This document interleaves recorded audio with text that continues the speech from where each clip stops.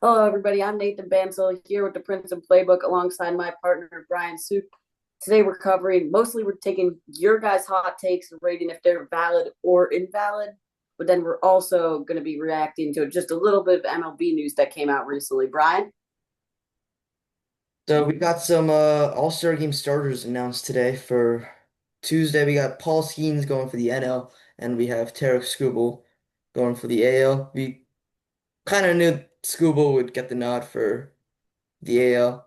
For the Yeah, NL, it was between Skeens, Wheeler, maybe even Kershaw, especially with Roberts managing, but Skeens ended up getting the call there. yeah, I think it was really not a Wheeler decided to pull out. As a Phillies fan, I definitely think he would have done it. But I think even as a non-biased fan, I still think he would have, especially coming off his 9 inning complete game, 28 batters faced. But Skeens is obviously exciting. He's had such a great season. He deserves it. And then Scooble's probably about to get one of the biggest pitcher contracts they're going to see, and he obviously deserves it too. So they both make sense. I'm just glad Kershaw didn't get it. Yeah, Kershaw. I mean, it would have been cool. I mean, the All-Star game for me, it's been like all the good players are now not taking it as seriously as they've done in the past. We have more replacements than we've ever had before, and it's gonna be interesting to see, the next wave of talent. Yeah, no, for sure. It's definitely really different now. It's the really all stars and excitement team, not as much the best and most deserving team. But Yep. do we move into hot takes or oh wait, Byron Buxton? Byron Buxton has hit for the cycle today. Incredible performance. Obviously started out with a ground ball to shortstop that he beat Yeah, out. it's just Kind of left a bobbled the ball, so that one could have been an error, but he got another single anyway to make up for it.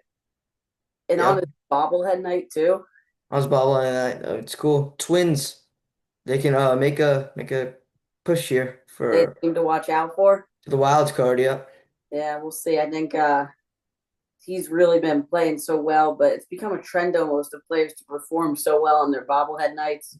Obviously, Otani's done it a bunch recently, so I don't know if that's becoming a trend, and the players are almost more energized from the fans on their night.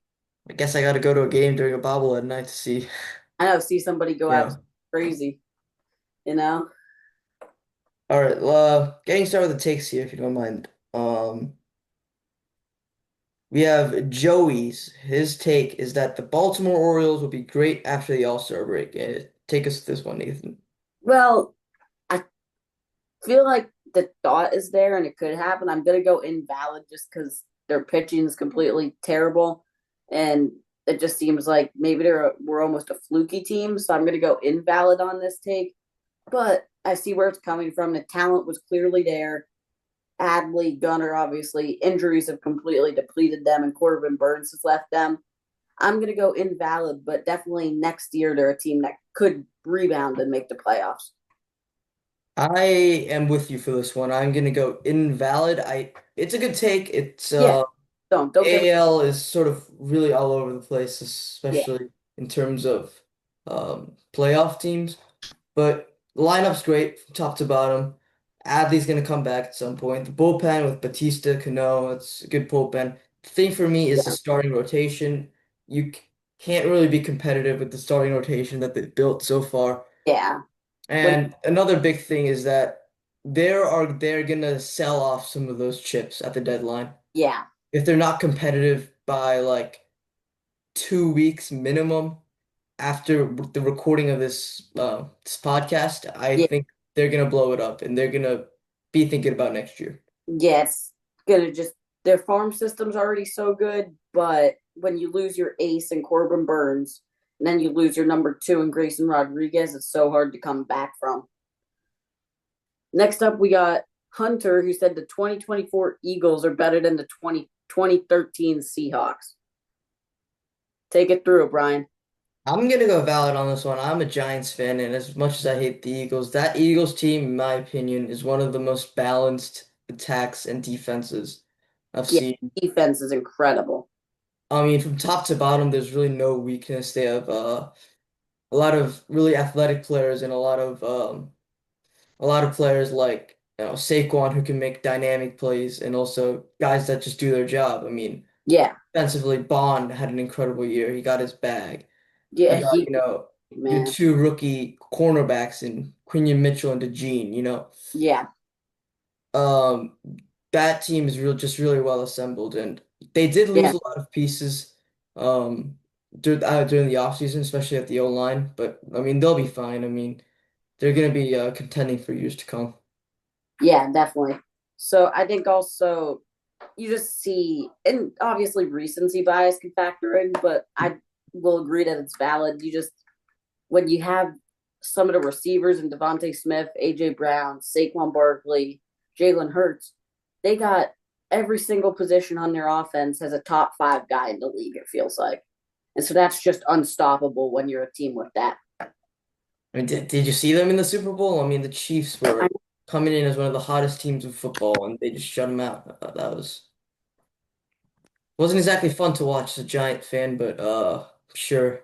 yeah, If you're like a team that got eliminated by the Chiefs, it was a good show.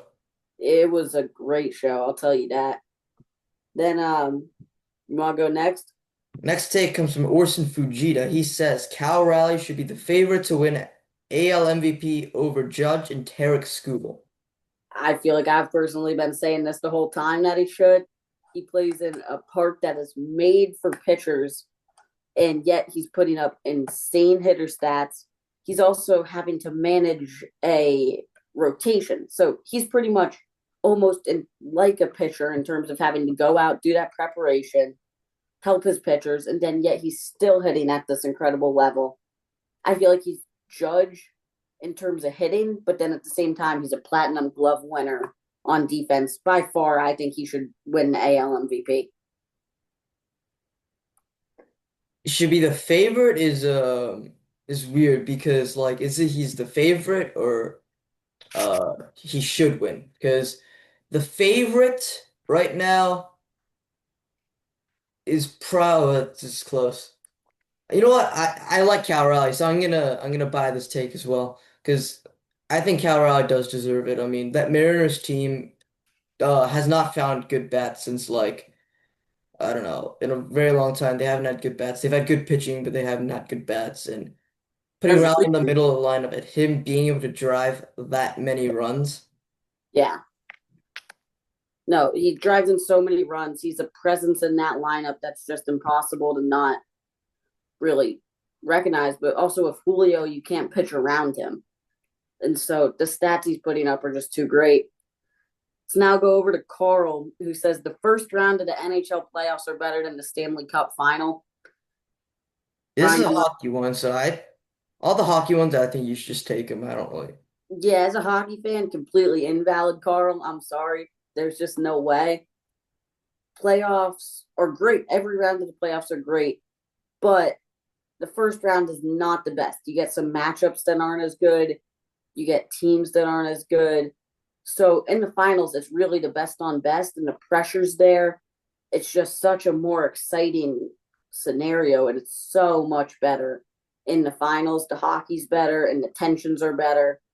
It's just not even close. I don't know, Carl, as a Devils fan, if you're sort of saying this just because the Devils are always in the first round, but I personally think the Stanley Cup final is much better than the first round. I'm not gonna react to this take, but I'm just gonna say in general, the finals is the best part, unless we're talking about March Madness. Because in March Yeah, Madness, you see like 14 seeds take down like three NBA prospects. three. Yeah, no, definitely. And that's sort of the fun of March Madness. The NHL, it's actually you want to see the best hockey. Right. Now All let's right, go. the next take comes to us from Markintosh. He says Aaron Rodgers could be fringe top 10 next season. Yeah, as a Steelers fan, completely, I think it's his stats last year weren't even half bad.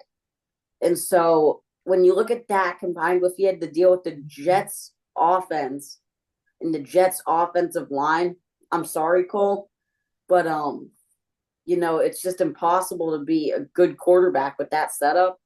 Coming to the Steelers, he has a good wide receiver. His running backs are like the two most underrated running backs in the league, in my opinion. So he's going to have weapons to deal with.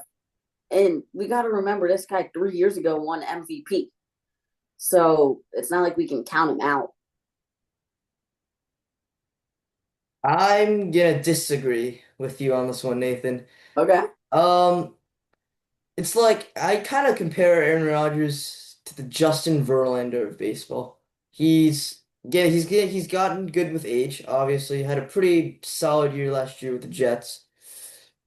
I mean, it is a Jets in that situation, but I mean, he's coming to a better situation, but we also have to remember he's 41 years old. And I think age is going to get to him, and also just at that age, it's not particularly easy. I don't. He could have the Eagles supporting cast, and he couldn't be fringe top 10 because there are that many talented quarterbacks in the league right now. And I can take, more than 10 better than Aaron Rodgers right now. I'm not gonna say, Aaron Rodgers is gonna hurt the team or is not gonna, play like Aaron Rodgers does every year, but he's just not that same guy anymore. Yeah, I don't know. I think he, in my opinion, he should, but I'm obviously a little bit biased on that. But I do think we got to remember he is still Aaron Rodgers. Also, shout out to Aaron Rodgers, the golfer. Actually been playing well this week at the celebrity golf tournament, tied for 15th. Is that his career post football? No, so we'll see if that energy translates into the football field. That we will see. But I'm to me that takes valid. I know you think invalid, but All right, we're gonna go to the next take here. We have Hunter is up once again. He says yeah, Ace Bailey will be a bust and be gone in 3 years. it could be true. I don't think his work ethic's there. I don't think that part of him is actually there. I don't think he has enough care playing with the Jazz. And I think as a rookie, they think they can fix that. But after 3 to 5 years, if your maturity level's not there and you're not playing incredible, you're gone. So I think that's a valid take. This is a weird one because it's sort of a two-parter. Yeah. Gone and bust. I'm gonna actually say invalid to this one. I do not think he's gonna be a bust. I think he's easily a top three talented player in the class. He can, rebound. He can shoot. He can take it to the rim, and he's a very well balanced player. And but the part that makes it invalid, or is that makes it invalid, is that he's gonna be a bust. But the part I do agree with Hunter is that I think he will be gone in Utah after 3 years. Yeah. No, I think definitely he's 3 gonna years. find success somewhere else in Utah, but I don't think it's gonna be in Utah. That's just a really weird situation to get thrown Yeah. into. No, yeah, that part's valid. I think the bust, we'll have to see. You never know prospects, but he is talented. We disagree on this one. But next up, let's go to Devin, who thinks Lamar Jackson should be remembered as the best quarterback ever after Brady. Oh my God, this is coming in hot. Yeah. Best quarterback ever after Brady. So number two quarterback all time. As of now or at the end of his career, I don't I'd go at think the end of his career because he'll be remembered. at the end of his career he should be remembered as the top two quarterback ever after Brady. In terms of MVPs, he has it. He, he has the MVPs. He's not going to get 7 rings. No, yeah, but he doesn't need seven. I mean, I think it's invalid. I think top two's a stretch. top two is a bit of a stretch. Yeah, I'm with you here because Devin, I like the take by Devin. I think it's one where, yeah, top five, top 10 definitely could be. Top two being the next guy after Brady, I think it's just, and being remembered as that, I think it's just crazy. I think there's a chance he'll be in the conversation, but he's definitely he's not not going to going be. to solidify himself up there. He's already been in the league for so long. He hasn't come close really to winning a Super Bowl. He's going to need probably four Super Bowls to be remembered as the second best all time, and he just isn't close. I guess it's sort of popularity. I guess Lamar is a extremely popular guy. There's a lot of swag to his game. He's an exciting player. Yeah, I don't mind the take though. I think it's an invalid take, but I like where it's going by Devin. We got another one coming from Devin here. Kevin Durant is a top two player of all time. But I'm Devin, not this sure one, what Devin and his top two. yeah, Uh, the top twos. The first one made a little sense. This one, it's a right away invalid. You got Jordan and LeBron. That's it. yes, but if we're maybe you could have had the take as Kevin Durant as top two scorer of all time. That would be a better take. That's a better take. I I think still, Kevin Durant is one of the best, probably top five scorers of all time. All three levels, lethal, most efficient. I mean, uh, yeah, still doing it. Just got traded to the Rockets. He's gonna be a great addition for them. yeah. No, he'll be great on the Rockets. Side take: KD on the Rockets is gonna have a little comeback season.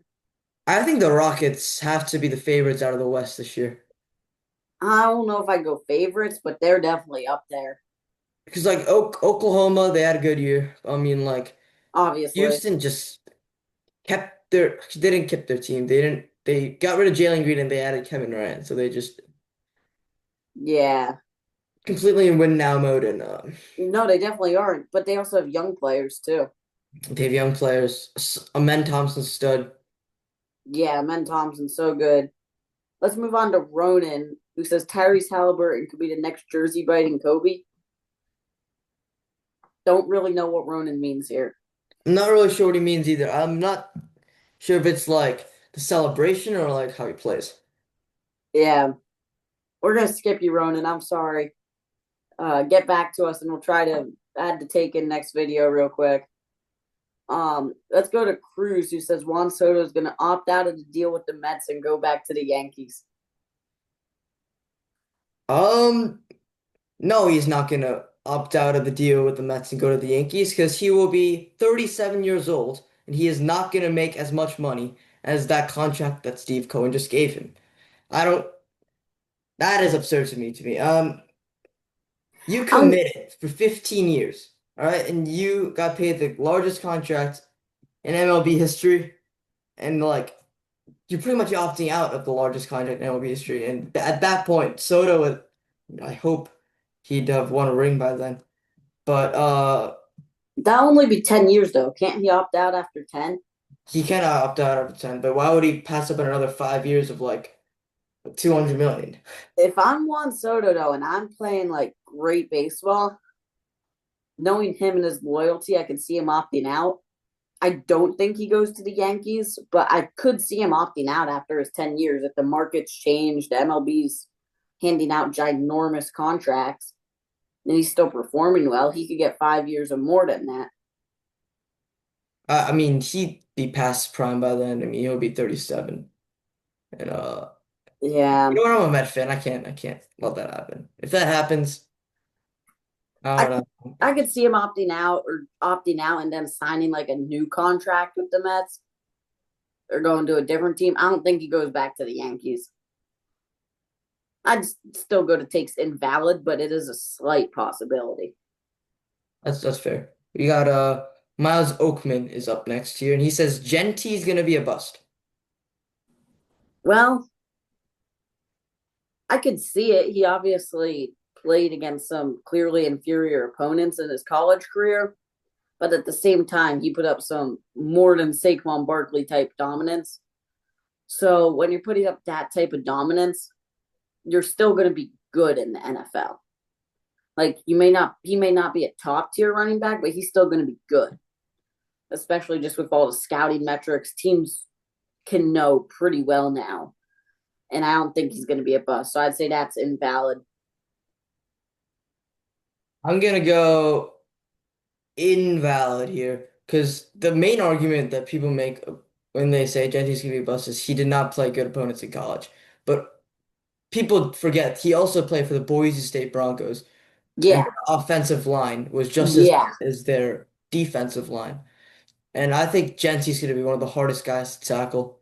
I think, you know what? Same thing with Ace Bailey. He might not be a good running back with the Raiders. He might sign a big contract or just a contract with the other team with a good situation, good offensive line, good head coach, and yeah, he's gonna go off. So yeah, love Ashton Genty. I think he's got a great career out of him.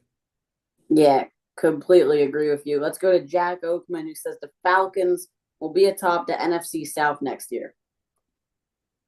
I am gonna go. This might be a surprise, but I'm gonna go value with the Atlanta Falcons here. I Yeah, think Michael Penix, gunslinger. He's a great quarterback with that team. They got a nice wide receiver tandem with Drake London, Darnell Mooney. Drake yeah, London, one of the most underrated players, in my opinion, in all of football.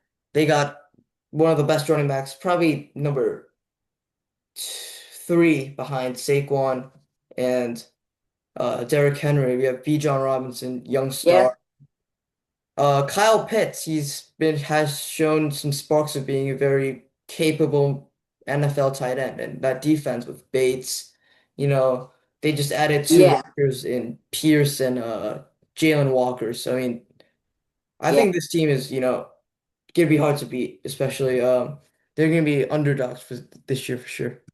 No, I definitely think there. I agree with you. The take's really valid as a hot take. I don't think it's what I'd expect to happen. I'd still expect the Buccaneers to go and win the division, but I do think the Falcons are young. They're going to definitely be good in the future. And say they can put it all together this year, then yeah, they go win that division because it's so easy. No matter what, you have 4 wins. You practically start off the season with 4 wins because you get to play the Panthers and the Saints. So you have that, and then you're going to play some other weak opponents. It's just so easy to go win that division. You could win that division with a losing record. Like, as long as they play, Tampa is a very tough opponent, though, gotta say. yeah, But Tampa Bay's great. But I do think if the Falcons play some pretty good ball, they're winning that division, or at least making the playoffs as a wild card. But I don't know if you've watched quarterback; they clearly don't come together as a team great. If you watch, Falcons, yeah, that's probably the major concern for them, honestly, because they're all so young. yeah, no, definitely, they're so young. How will they come together? Can they mature? Do they know how to make the plays in the big moments? We got another one here from Jack Oakman. He says Broncos will win the Super Bowl. Again, I'm gonna go with invalid. I think there's too many other good teams who are experienced in the postseason who will be able to get it done. I think the Broncos are again too young, and I think Bo Nix is going to have a little bit of a sophomore slump. I think he was great last year, but now teams have scouting reports on him. They know how to face him. He's just known more, and he's somebody to fear. He's not the underdog anymore, and teams are going to adjust accordingly. I think for the Broncos, it's going to be a little bit of a letdown season. For me, I'm with you. I mean, it's gonna be invalid. I mean, you got, in your own Yeah, conference, you have the Chiefs, you have the Bills, you have the yeah, Ravens, you have the Bengals, the Texans. it's On too the good. other side of the league, you got, the Eagles, Lions, I mean, whoever's gonna come out of the Rams, Yeah, the Vikings too. Vikings. The thing that does it for me, the Broncos, is their wide receiver core. Yeah, they have no. That's not, I mean, their wide receiver core, with that wide receiver core, you cannot be competitive, in my opinion. Yeah, no, for sure. I mean, they don't have a running back either. They're starting RJ Harvey, I think. But a lot of running backs to me are Running luxuries. backs can be taken away. Like you can still have a great team without a You great. need a passing game to, penetrate these top tier defenses. They have Cortland Sutton and really, I mean, I guess Marvin Mims is their number two. It's not going to cut it for them. But Not. I do like their defense. Their defense is really good. They have one of the great young quarterbacks. I think Bo Nix is going to be really good this year. Despite, the sophomore slump and everything, his arm talent's ridiculous. It is ridiculous some of the things he does. And yeah, they're not going to win the Super Bowl. I don't. They might like make a run for the division, maybe. Maybe that's a better take. Maybe they'll make a run for, the second or third rounds, but Yeah, maybe they're they're not. They're win not a going to put postseason. together that type of run. No. No, I agree with you 100%.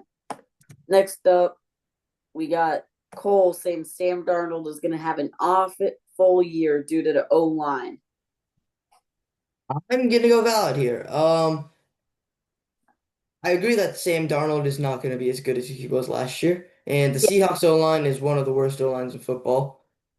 And 100%. we know what Sam Darnold did with the battle line from past seasons. Obviously, you go to the Vikings, a good Jets. situation, and you play good. But yeah, Sam Darnold, I feel like last year was one of those random years that quarterbacks tend to have that, we're not expected. Yeah, He's not going to be at that level, especially without DK this year.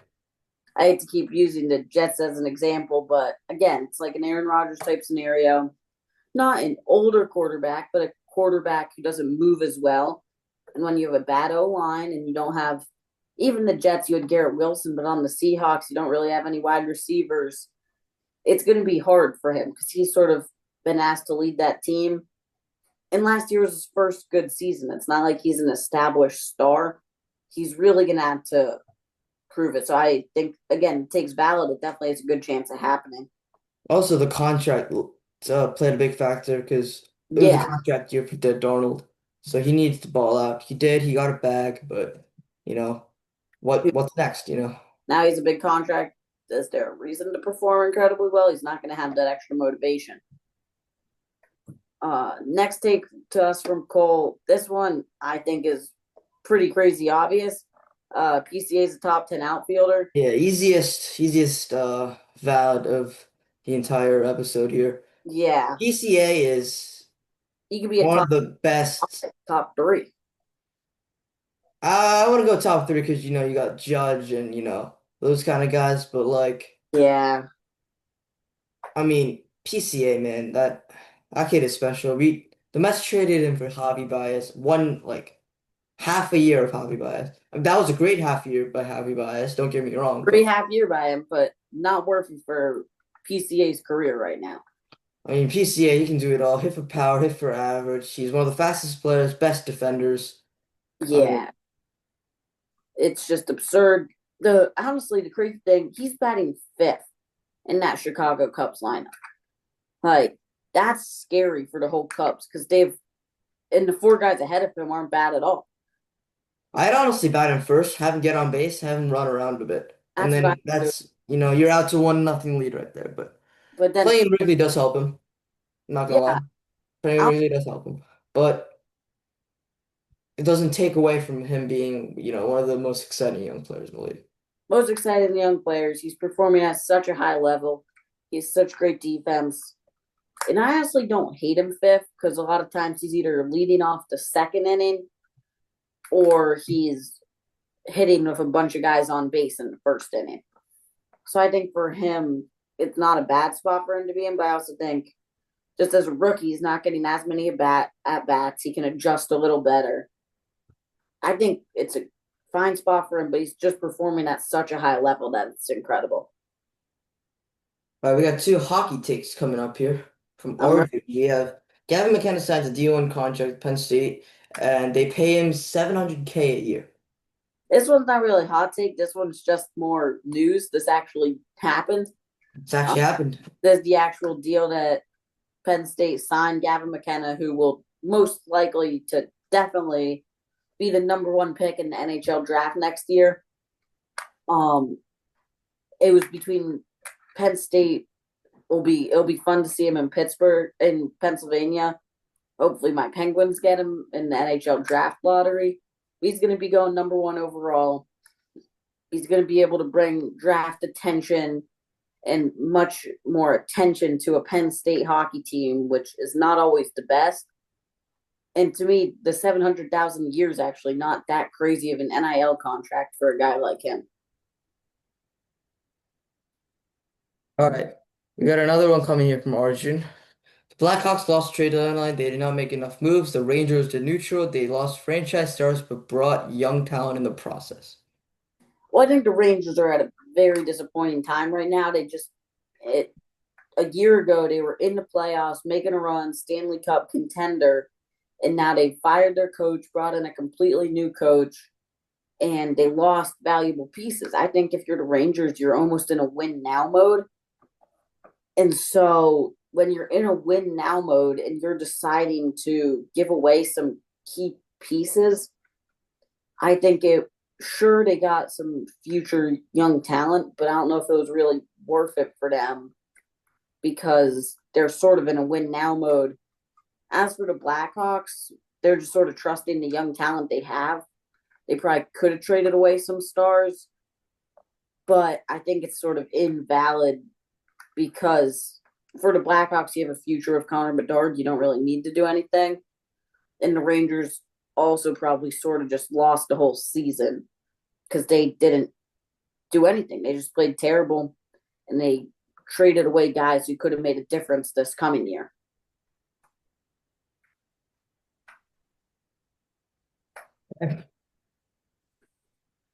Now we're going to go to Orson, who says Nico Collins will end up being a top 10 all time wide receiver by the end of his career. Can you look this up for me? How old is Nico Collins? Siri, what is Nico Collins' age? Nico Collins is 26. 26. Okay, invalid. If he was like a tad bit younger, he'd have it, but like he has to play with Stroud his whole career for him to become top 10. My Yeah, I mean, top 10 is just a huge bar. I mean, yeah. so many good wide receivers. I mean, one of them is actually coming up. Jeremiah Smith is going to probably be one of those guys that we're talking about. He really could be. He's going to be the talked about wide receiver. I just, as you're saying, top 10's a crazy bar. There's And so, we've already got, guys solidified. I mean, Rice, Moss, Megatron, uh, yeah. Larry Fitzgerald. Uh, Justin Jefferson will be up there for sure. right now, playing right now, Jettis. You got Jamar Chase. You Jamar. got, Like you're even gonna throw have CD Lamb in there. you're gonna have I feel like CD's probably not, but you have guys like Jamar, who's even like a fringe top 10.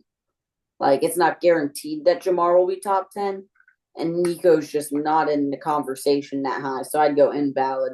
He's gonna need a ring. He's gonna need like a yards title, a tutties title, an offense player of the year. He's gonna need, something to. He's gonna need a lot.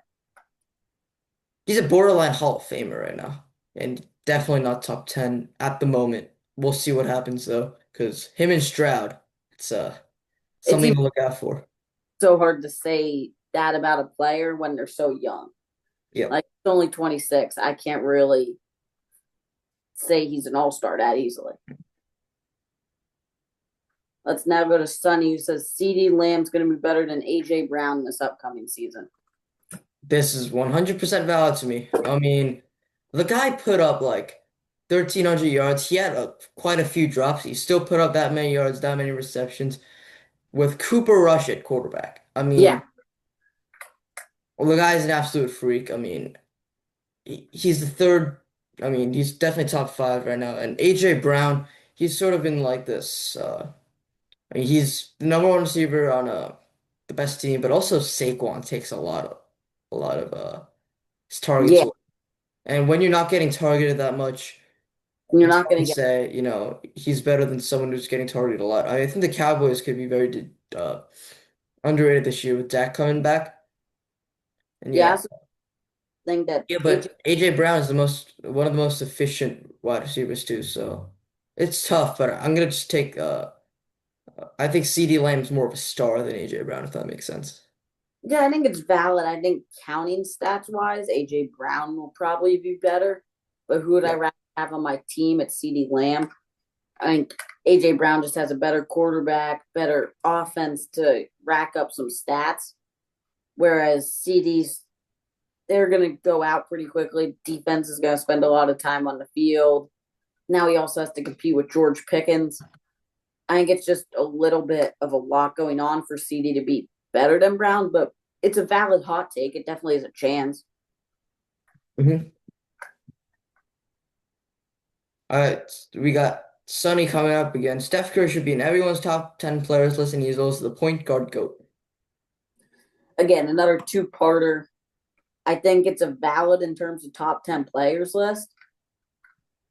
And yeah, I think both parts are probably valid. I think the point guard GOAT's a little more debatable. But I think top 10, yeah. The amount of threes he's had, how he's changed the game, the titles he's won, the seasons he's had, his career is a top 10 career. I'm gonna go valid on both parts here. I mean, Steph Curry revolutionized how he played the game of Yeah. basketball. I mean, in like 1980 when Jordan and stuff were playing, you were not pulling up from 40 feet from the hoop. I mean, No, never. And now you are. He's changed the game entirely. And I some mean, of it, as soon as he, entered Davidson College, I mean, and then they won that NCAA run, and then he yeah, fell in the draft, got picked up by the Warriors, and he really made the Warriors relevant. I mean, before then, before like Wilt and stuff, they were only yeah, relevant. You bring them a dynasty. I mean, it's what, four championships, really should have been five if should have been fun. LeBron didn't pull The that off. But fun, yeah. And then that 73-9 season, like 73 and 9 season, I mean, that season alone, where he led that team, 4 titles, career 3 points leader, like just too many accolades to not be top 10.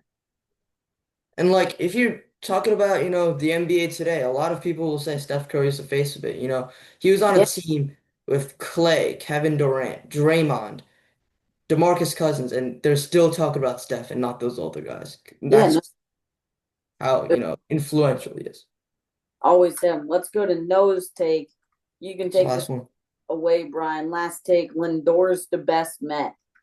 I'm gonna say valid to this one. I mean, the only heat comes from his teammate Juan Soto, and I think Soto is a better hitter, but as an all-around player, Lindor is better. Better base runner, better speed, better baseball IQ, and better defensively.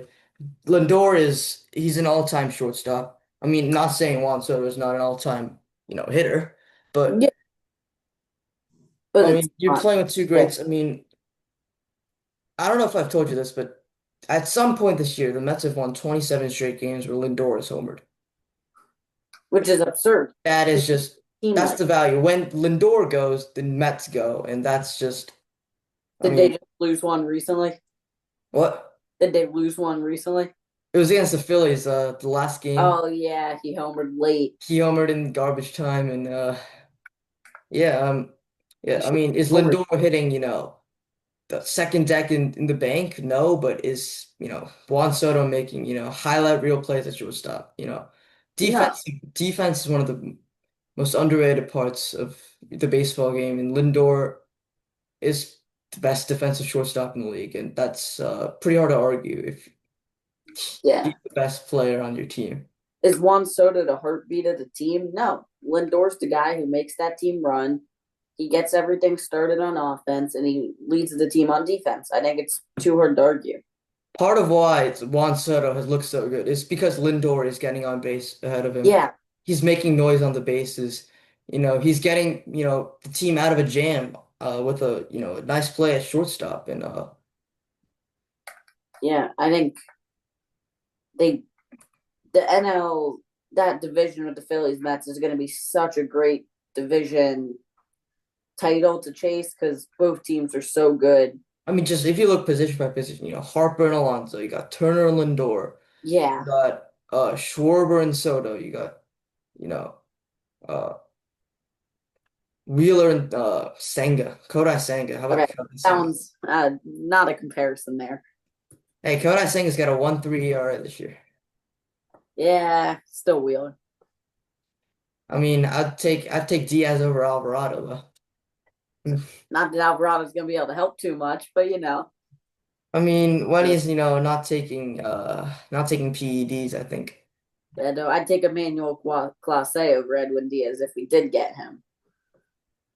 I don't know. I think Diaz hasn't allowed he's had allowed one earned run since May. So Yeah, I saw a great trade proposal. Phillies get Emmanuel Clase and Stephen Kwan in return for Mick Abel, Justin Crawford, and Eduardo Tite. ooh, you're giving up a lot there. We're giving up a lot. I I'd probably in return instead of one of those three guys, maybe throw in Jordan Romano and see if a change of scenery helps him. The Guardians are not contending. They're not gonna. I mean, they won't. You guys won't trade Painter. That's just. Did I say Painter? I meant Mick Abel. Yeah, you're not trading Painter though. No, we're not trading Painter. He's getting called up after the All Star break. You got Abel, Justin Crawford, And Just say Jordan Romano. if I'm the Guardians and not doing it, I'm gonna find a crazy trade partner. I'm You're gonna the find like I'm gonna find like the Brewers or something, or you're like the a crazy Guardian. farm system. You're the Guardians, and you don't take it. Yeah, I'm not taking it from the Guardians. You're giving up one of the best closers and one of the best outfielders. Yeah, not that Clase's been playing pitching great though. Not that Clase has been pitching great, but his value is still there because what he did last year. Yeah. What do you need if you're the Guardians for that? You need someone who's gonna you need prospects back that's gonna make a like Mick Abel is gonna start pitching right away. You're gonna need someone that's, gonna be developable, I guess. You want to give me your trade proposition for this? For the Phillies, if I'm the Mets, Any I might team. call up a trade just for Class A. I'd probably give him Benj, and I'd probably give him. No, McLean's gonna start pitching early. I'll probably give him Sproat, and then or Sproat, yeah. Yeah. And then again, remember that drafts obviously this weekend. You can trade away whoever you draft. Can, No, wait, didn't they make the rule where you have to wait a year? yeah, yeah. Isn't that the weird rule they have in MLB?